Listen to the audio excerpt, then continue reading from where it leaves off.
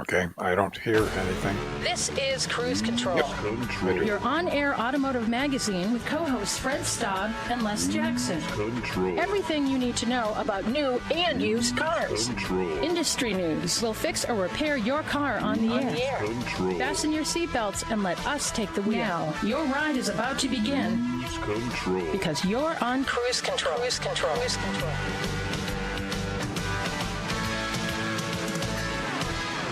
Well, hello, everyone. Welcome to Cruise Control. This is your on-air automotive magazine, and we are, you know us. I'm Les Jackson. That guy over there is Fred Staab. We're here all the time to give you all the news we can find in the auto industry, which is a whole lot, and today it's International Day. How's that, Fred? Yeah, International Day. Starting off with the Red Sea and what's going on over there with drones being fired at ships and cruise missiles being fired back. And that has led to Volvo and Tesla shutting down production in Europe. So we'll talk about that. Yeah, and supply ships, container ships, are actually going around Africa. Wow, Cape Horn. Adding 8 days to, well, anyway, Dodge is planning the last call for Hemi-powered Durangos. Last call. Yeah, last call. If you remember, they did that with their Charger and Challengers. So I'm sure dealers will get out their gouge equipment and start attacking on money, don't you think? Yep. Oh, yeah, definitely. So, and then you have a story about Hertz, right? Yeah. To be honest, I didn't know they were doing this, but they're removing electric vehicles from their rental fleets. I was not aware they were renting electrics. They have a lot of Teslas, believe it or not. Yeah, well, it makes sense. That's just an extra level of effort and personnel and so on.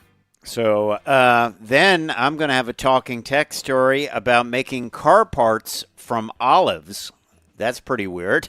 I love olives. I love olives too. I never thought about making a car part from them though. How about you?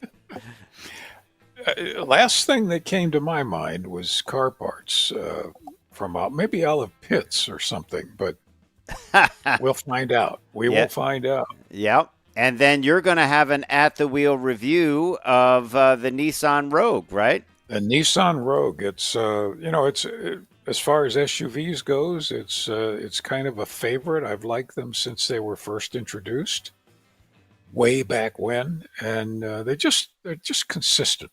Yeah, nice stuff. Nice stuff. Well, we'll talk about that and a whole lot more when we get rolling on this edition of Cruise Control, the show that you are dialed into. I'm Fred Staab. He is Les Jackson. Don't forget to check us out on all our social media platforms and leave us a comment or a like or a subscribe or something like that. And when we come back, we're going to delve into what Volvo and Tesla have had to do because of the trouble in the Red Sea. So stay tuned to Cruise Control, your on-air automotive magazine. We'll be right back.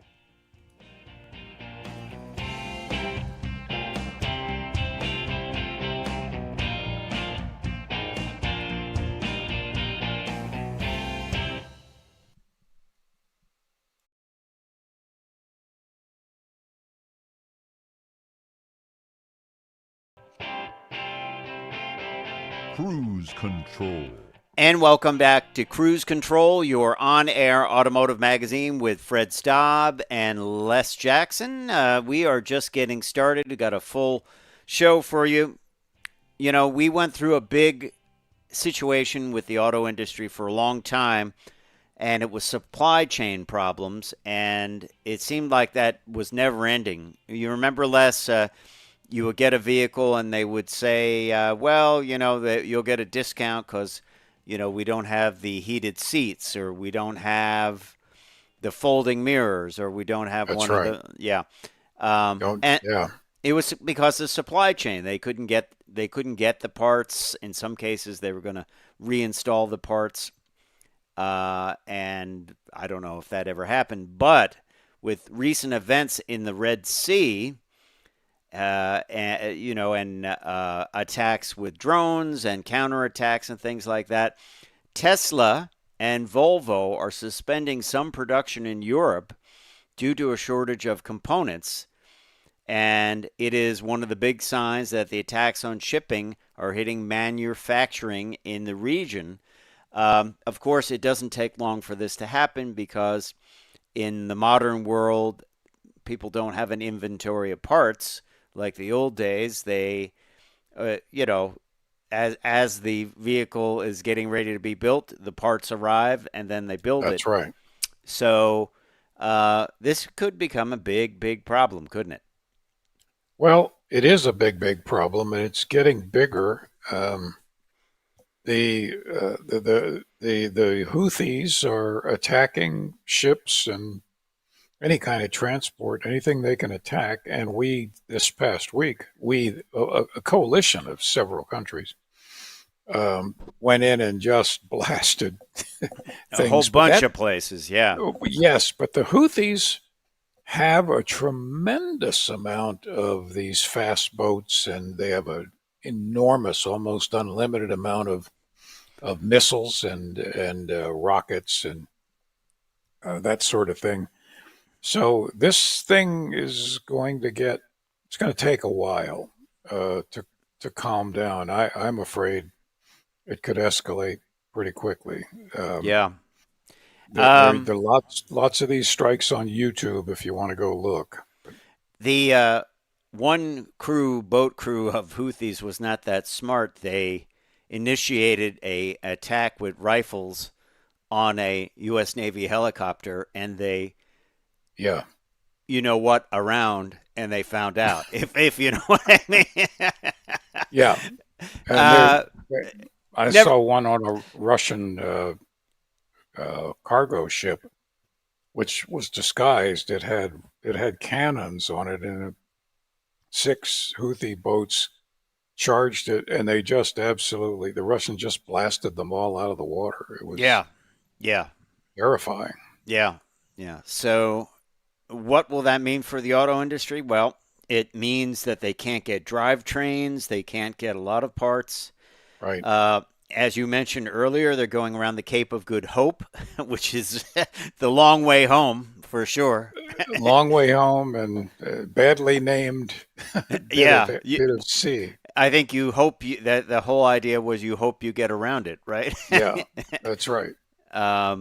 So obviously this will keep you informed on this, but it is heating up for sure. And BMW and Volkswagen and Renault said they have not been affected by this, but Volvo and Tesla have. And and I don't know how much the U.S. is affected by it yet. But we will be. Yeah. It just doesn't seem to end. There's one dam, damming up the water all the time. It's amazing. Yep. It absolutely is. Well, now shifting gears completely into a different topic. Yeah. From that to Dodge Durango. Dodge Durango with Hemi power. The last call, the SRT 392, they're going to be a year-long process, last call. So there'll be multiple models. If you remember, they did this with Charger and Challenger. And they brought out unique content and color combinations and things like that. They're calling this one, and I almost had a look, is this a misprint? The SRT 392 ALC Hemi. Hemi. I don't understand. Alchemy. Yeah, oh, Alchemy. Okay. Oh. Yeah. Okay. Oh, all right. A little slow on the pickup on that. But I wonder how many people will pick that up. Well, we'll talk about that when we come back on Cruise Control, your on-air automotive magazine. If you want one of these things, you probably should order it now. But you can do that during the break, and we will be right back on Cruise Control.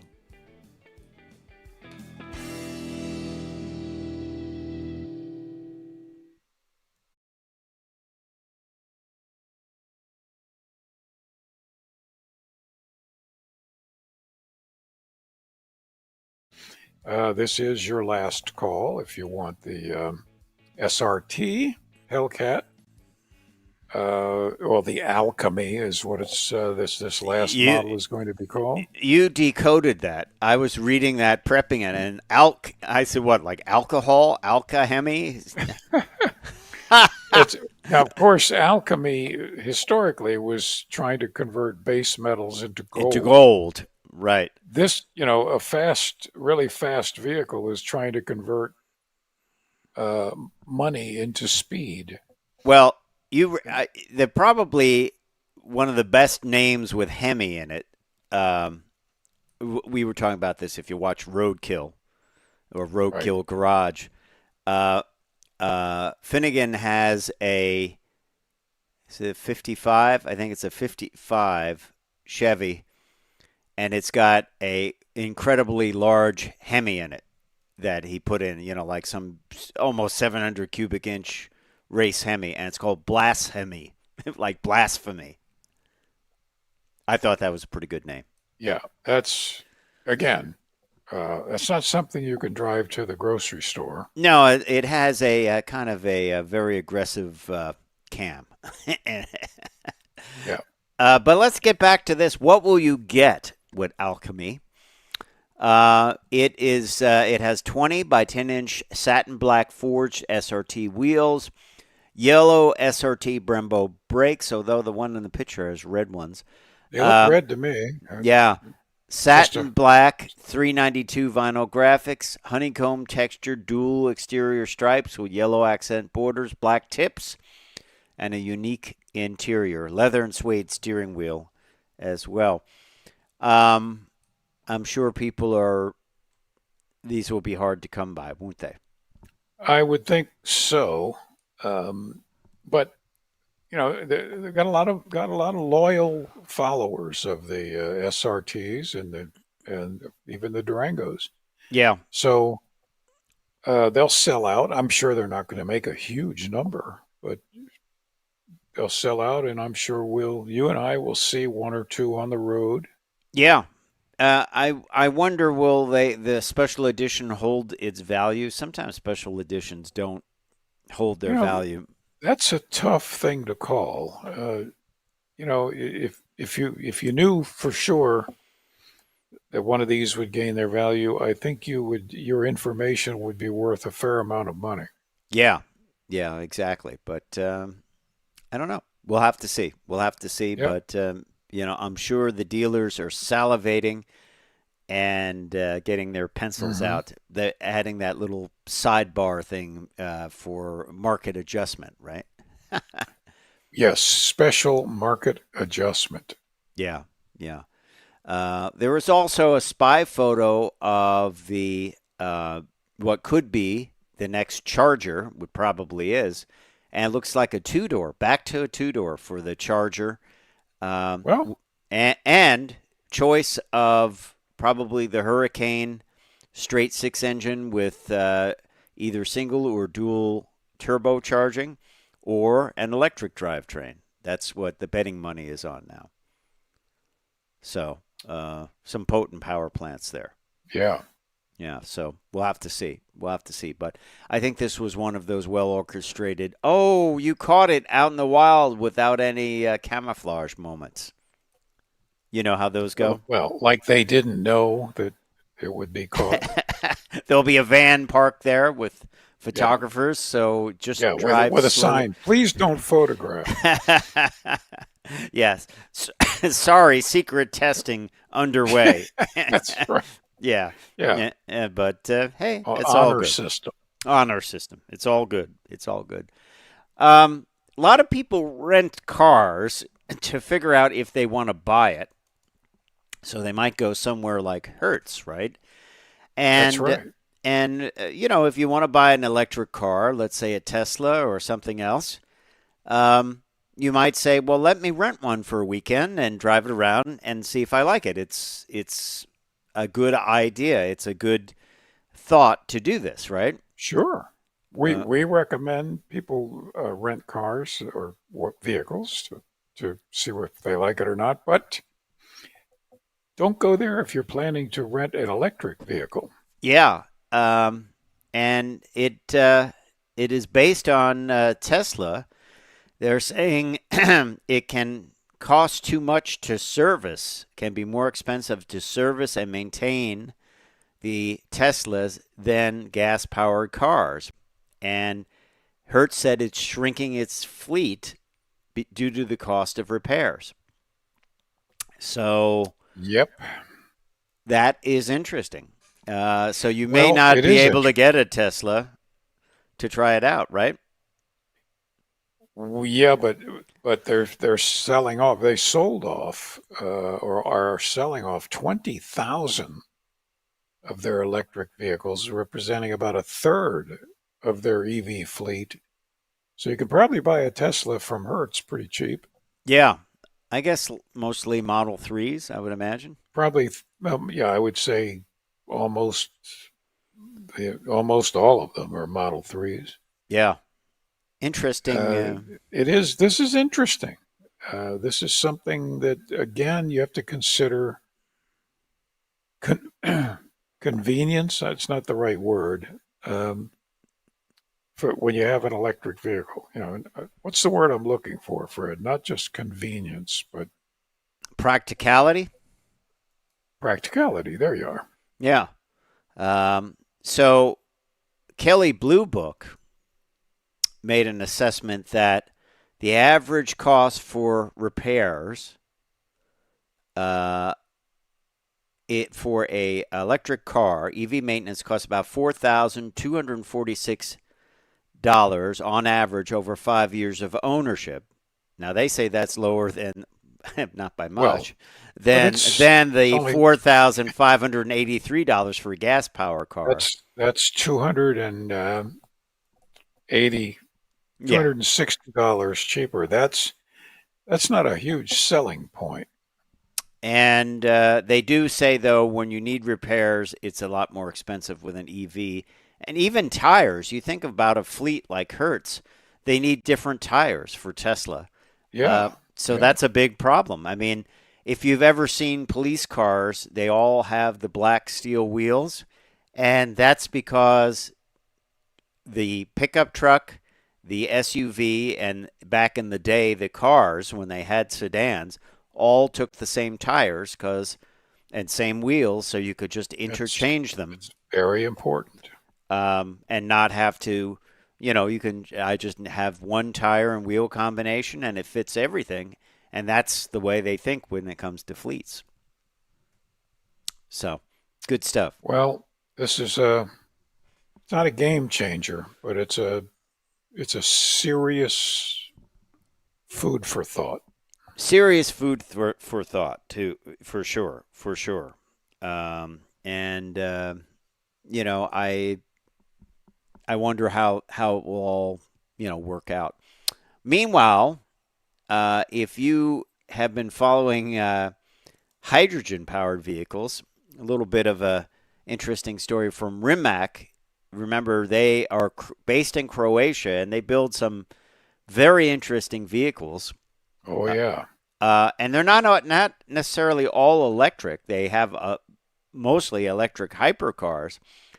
But they're also looking at this thing called a nanotube powered drivetrain that could use all kinds of different, chemically different liquid fuels.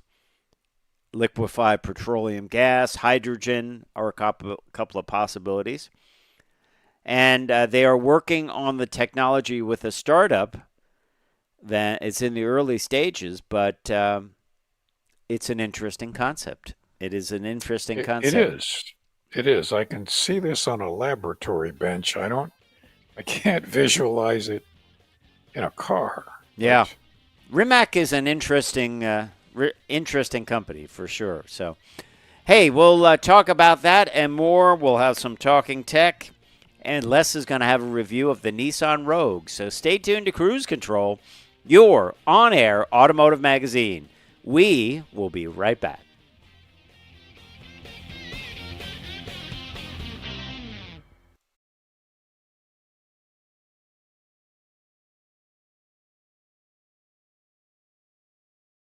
Control.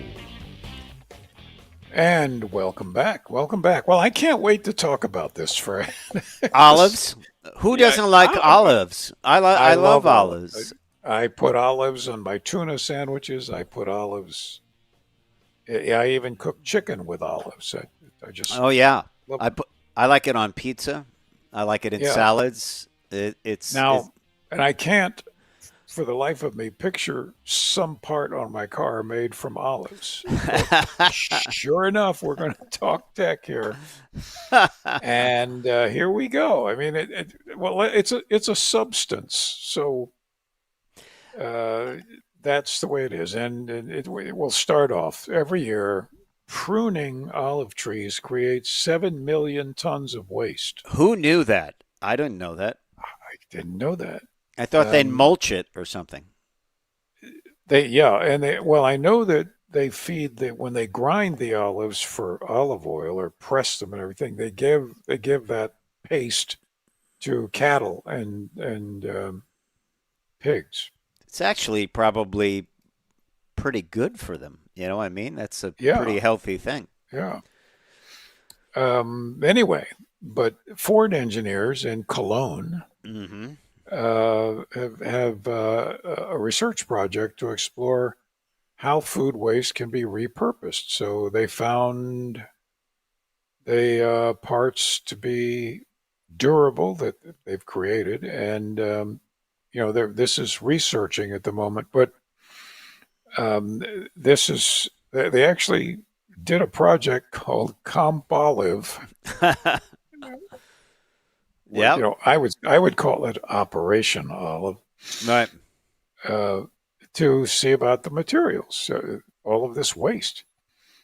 And they got the olive. They were sourced from olive groves in Andalusia, Spain. Yep. Which I didn't know is the highest production of olive oil in the world. Beautiful area. I was there. I thought Greek or Italy. Yeah, but beautiful area. It is a beautiful area, and it's 40% olive tree fibers. Okay. 60% polypropylene plastic. We got a lot of that. Doesn't come for got a lot of that. There is no shortage of that. Yeah. And they heated it. I'm sure it's a whole lot more complex than what we're seeing. And injection molded into the shape of a part. This is cool. Yeah, it is cool. I like if you're just, throwing stuff away like this, that you can use it. I mean, it's wonderful. They've used yogurt cups in the past to make the Ford Mustang Mach-E frunk insert, and recycled ocean plastic in the wiring harness clips for the Bronco Sport. And Henry Ford himself pioneered soybean-based foam seats and headrests.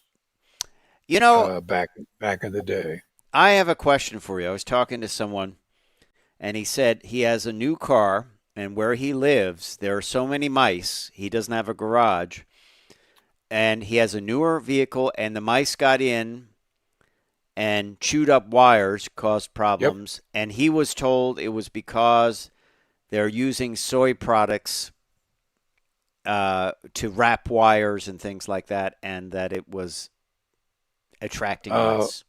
I have read a number of reports about this. Complaints have been made to NHTSA, National Highway Traffic Safety Administration. Apparently it's true. Wow. And, what do you do? Well, I know Toyota had a wire wrap that had chili powder in it. And the idea was if they started to take a nibble of it, they would be like, oh, that's too hot. That's a good idea. But what if you get a mouse that likes spicy foods? Then or olives then and soy. then you want to give him some salt and pepper, and and a sign saying "Bon appetit." Yes, enjoy my wiring harness, and I'll enjoy Yeah. it when I replace it. I do like that. I mean, remember we did a story not that long ago about one manufacturer using old uniforms from the plant. They grind them up and they use it as sound insulation, which is good. Right. I think it's pretty good. And I think it's terrific. Recycling anything is a good idea. I would And, agree. just if you make something out of it, do it. Yeah, I would agree. Yeah, and yeah, it's that's a beautiful part of the world, the olive. It really is. I've been to an olive grove in Tuscany in Italy, and the owner opened it up and showed us his 400-year-old grinding stone. Oh yeah, It used to be pulled by donkeys, that's incredible. That's and just beautiful. yeah. Let's talk about a new model, or actually a refreshed model from the folks at Toyota. And this is the model. I always have to look before I talk about this so I remember the name. BZ4AX. Right. That is their electric vehicle. And it is also the LZ for Lexus. I've driven the LZ. I have not driven the Toyota version of it. But for 2024, it's getting a dual voltage charging cable, now standard on all grades for level 1 and level 2 charging, which is great. Advanced Park to assist the driver with hands-free parking, now standard on the Limited. 8-way power adjustable driver seat and power liftgate standard on XLE. 1 year of complimentary charging through EVgo's nationwide charging network. And new charge information on the multi-function information display for clear range and charging estimates. Interesting vehicle. We were talking about the LZ, the high-end Lexus version of this, and that is available in all-wheel drive. Came out in all-wheel drive, and now they have it in two-wheel drive as well, front-wheel drive. So similar for this version, the Toyota version, it is available in all-wheel drive with an X mode. But second year for this vehicle had a little bit of a rough start. Remember when they had wheels falling off of it, which we thought that is so not like Toyota to have that. And it is also the Subaru Solterra, right? They share the same platform and very similar. So it had a little bit of a rough start, but I think it will come around. What do you think? I think it will too. Both of those companies are very, very good at what they do. It's a terrible name. Well, that's why I choose the Subaru, because I don't want to have to go even to the DMV to register it, and they say, "What is it?" Well, it's a BZ4X. BZ stands for Beyond Zero, meaning beyond zero emissions. Okay. 4X is all-wheel drive. 4X, it's a very large T-shirt. I'll take a large, yeah. You might be asking about range, Les Jackson. The XLE grade has an EPA estimated range of 252 miles on the front-wheel drive model and up to 228 miles on the all-wheel drive version. The limited grade gets 236 miles of range on the front-wheel drive and 222 miles of range on the all-wheel drive model. It's very interesting. You go up a trim level, add more equipment, and we don't really think about it with internal combustion cars, but it seems like it makes a bigger deal in range for these vehicles than it does in an internal combustion car's miles per gallon. when you step up to a model with more weight in it. But just it always seems to me, especially wheels are a big thing. If you go to 20-inch wheels, you start losing range immediately because you're turning more unsprung weight and probably more wind resistance and all that. So I know you're opting for the electric car with the 10-inch wheels. They've sourced them from one of the original Minis, right? Cool. Very cool. Did you? When you're going to get the 10-inch wheels in your model from the original Mini, I think, or they 12-inch? They look like pie plates. They look like pie plates. I don't like little wheels like that, but I like smaller wheels. I like 15, 16-inch. I like them. Wow, they're rare. I think about that. I bought a set of Kragers, and 15-inch was like, that was a big wheel. I think it was an upgrade from the 14-inch wheel. 13 and 14 were the wheels of the grand old 60s. Actually, my Mazda 2009 is a 16-inch wheel, which is very rare. Oh, yeah. The rare Mazda that Les drives. And we will have Les with an at-the-wheel review of the Nissan Rogue when we come back.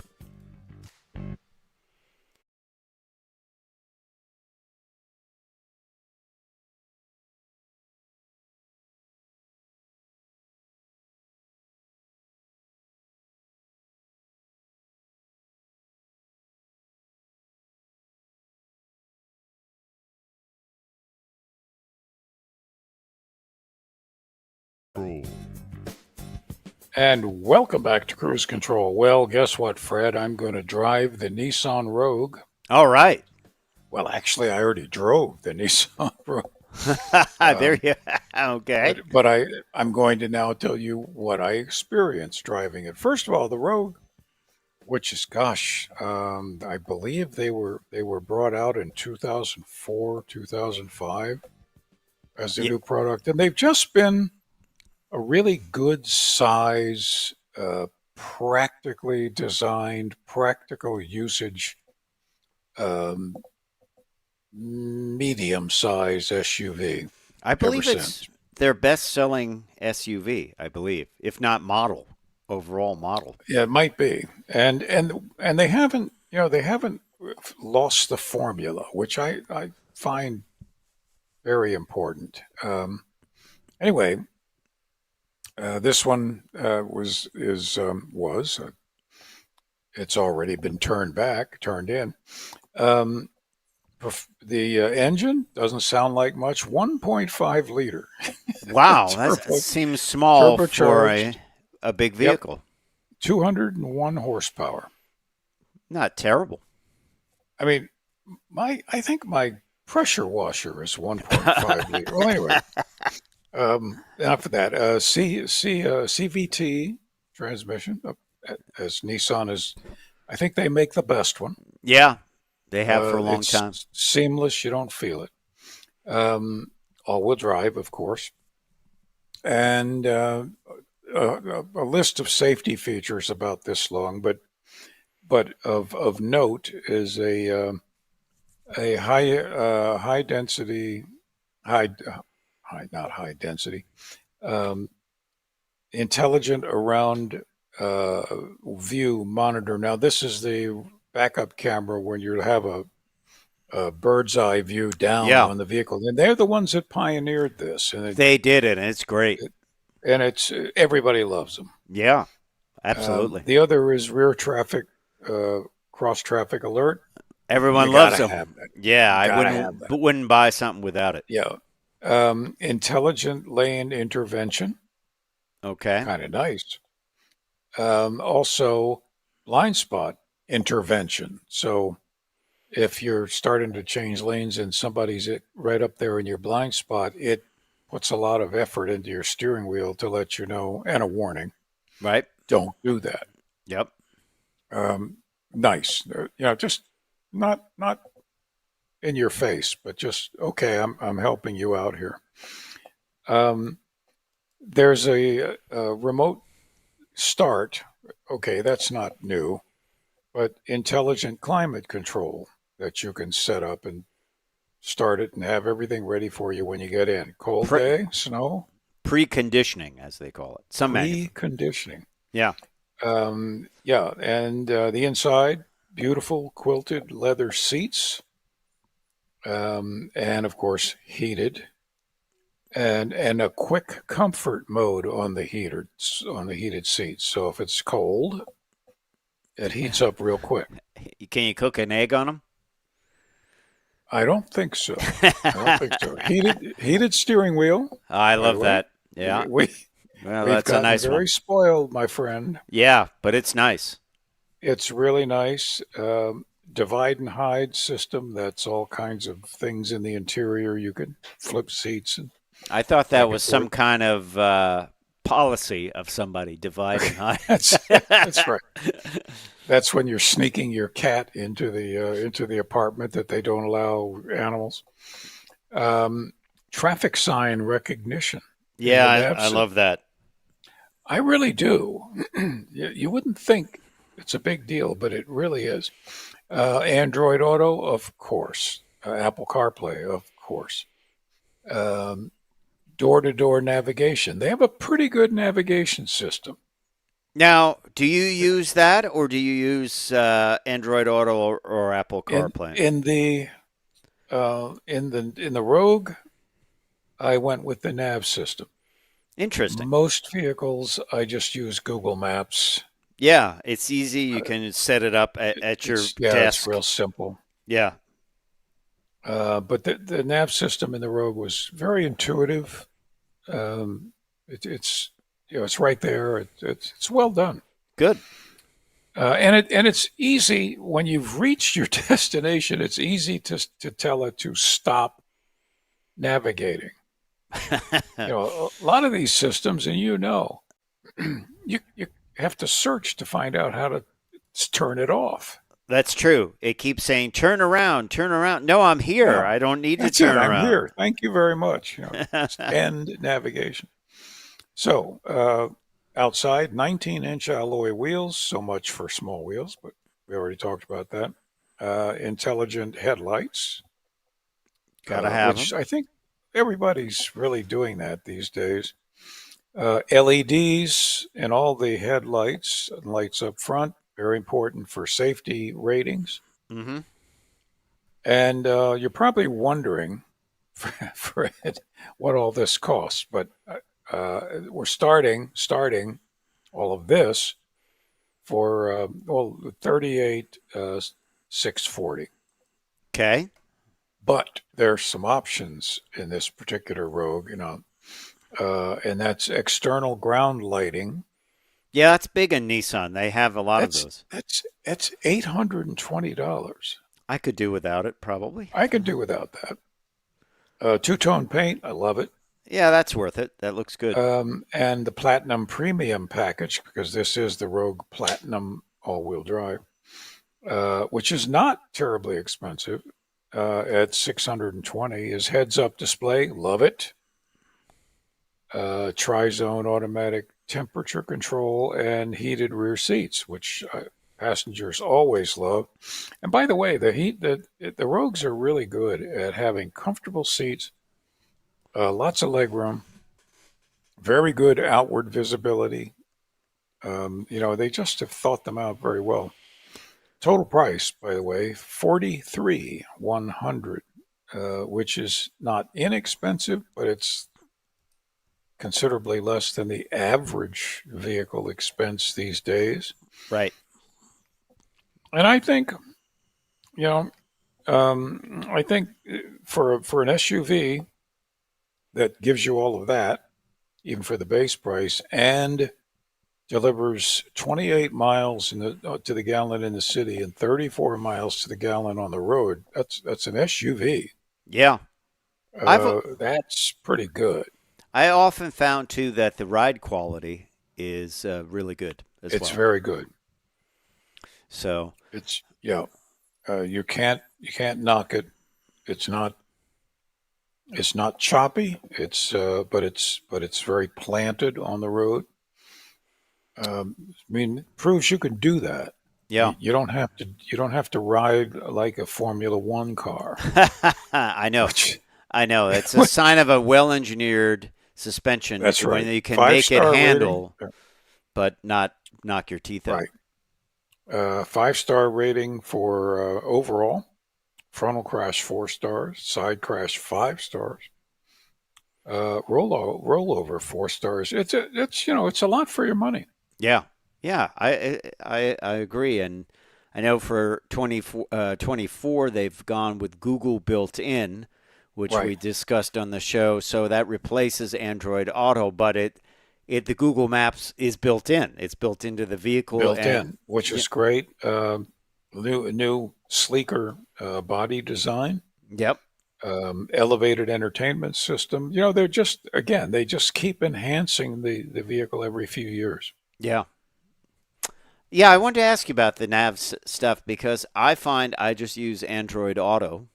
Well, yeah. Because I know it. You do. I know how it works, and I can sit at my computer, say, oh, I want to go here, and it says send it to your phone. And then I go in the car, the phone is connected, I hit that, and it comes right up on the screen. So I don't have to try to do voice recognition. It's very, very simple, Yeah. and you use it every day. Yeah.